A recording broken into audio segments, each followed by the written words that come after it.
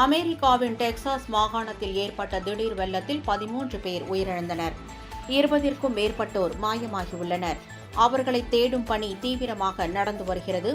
San ஆண்டோனியோவிலிருந்து வடமேற்கே சுமார் 105 kilometre தொலைவில் உள்ள தென் மத்திய டெக்சாஸ் ஹில் கண்ட்ரியில் அமைந்துள்ள கேர் கவுண்டியின் சில பகுதிகளுக்கு திடீர் வெள்ளம் காரணமாக அவசர நிலை பிரகடனப்படுத்தப்பட்டுள்ளது.